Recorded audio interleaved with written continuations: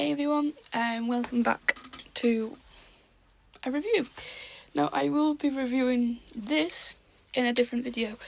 This video is all about the accessibility review that I said I would put up. So I went to Doncaster last week to see Gina. Now I took my wheelchair with me to actually determine what accessibility is like down there, and I'm going to start off with the train journey. Now, originally the plan was to drive, but my driving test didn't quite go to plan, which is rebooked for June. So, now, I never realised how hard it is to get on a train with a wheelchair. Now, I've never had to use the ramp because I've always had my sticks. So I wanted to use my chair to actually determine how hard it is to travel on trains by a wheelchair user, because my other half is a full-time chair user. Now I'm not. Now I don't know how people do it if they're full-time chair users with these train ramps. They're really steep and they're not. You've got to have trust in them, and luckily enough I trust the train and I know the train crew. So the ramp is very steep to start with, and even I couldn't push myself up that ramp, and I was like, how on earth do people in chairs full time do this? But it's really hard. Doncaster city centre is pretty accessible, from shops to shopping centres to around the town. There is the odd pothole and slanted paths, but it's fine. So I got around because we stayed at the McCurr in a hotel in Doncaster. Now, the hotel in itself was not wheelchair accessible. They didn't have a ramp outside to get in, so luckily enough I was able to lift my chair up and lift it up three steps. Then it came to this really, really small lift. Now, the woman wasn't joking when she said this. She went, "The lift is really small." Now, I thought it was just be a standard size lift.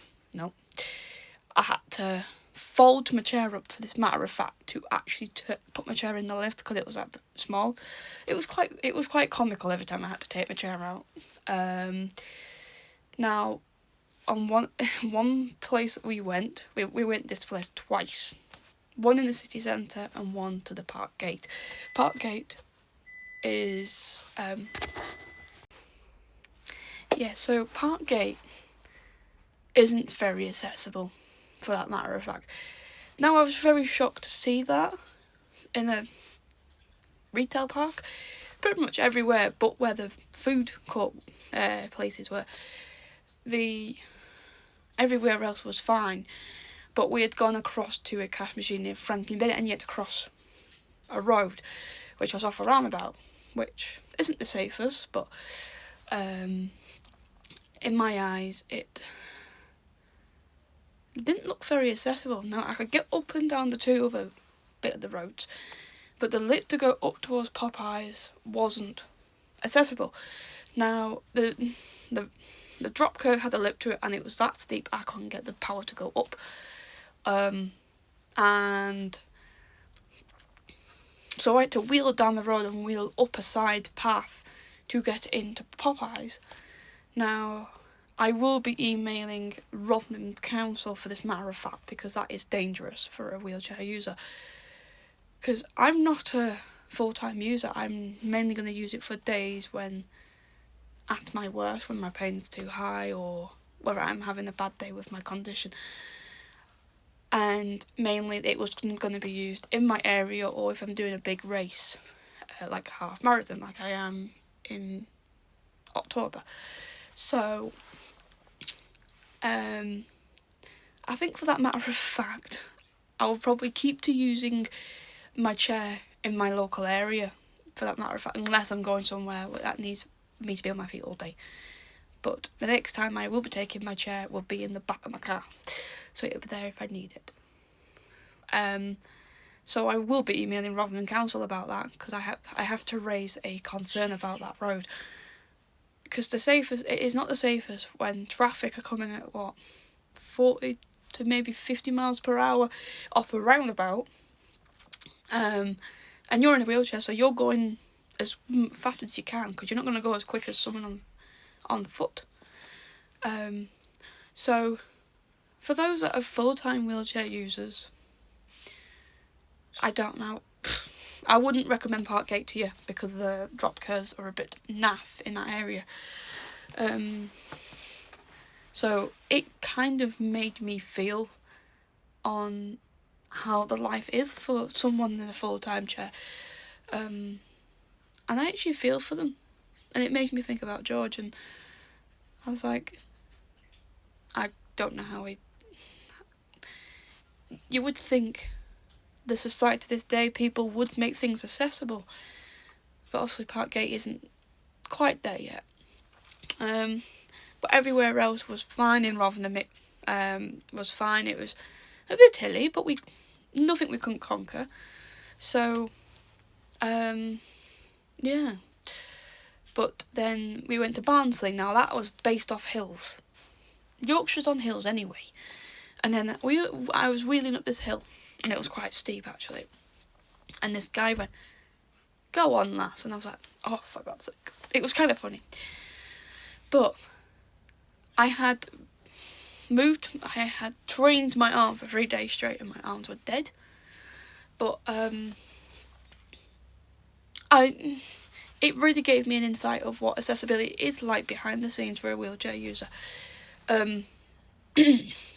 So I really enjoyed looking at that aspect, and safe to say, I probably will not be using it in Yorkshire because of the roads and the paths and whatnot. I will use it if I need to, but it's going to be on standby and be at this house or be in my boot.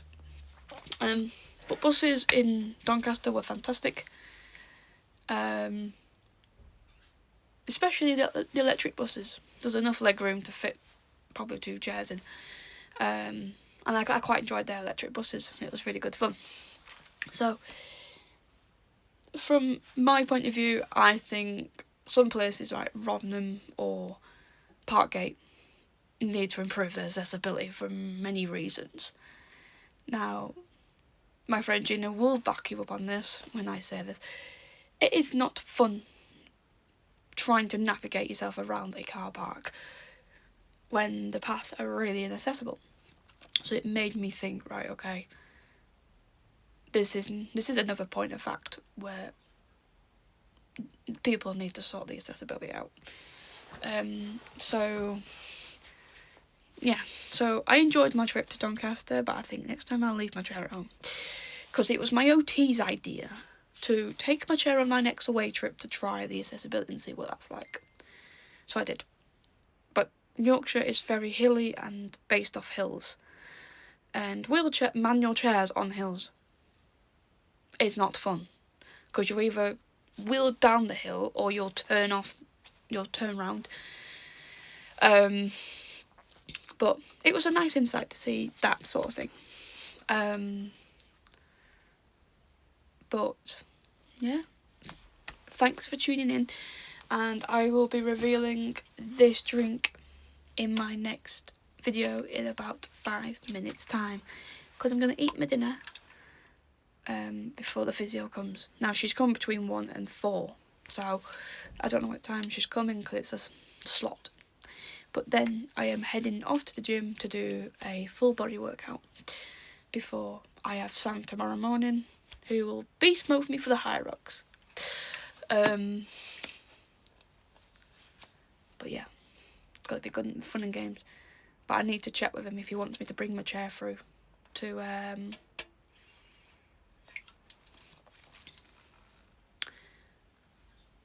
actually do a bit of high rocks training based off my chair, because I will be doing the high rocks in my chair just because of the runs and I can't run.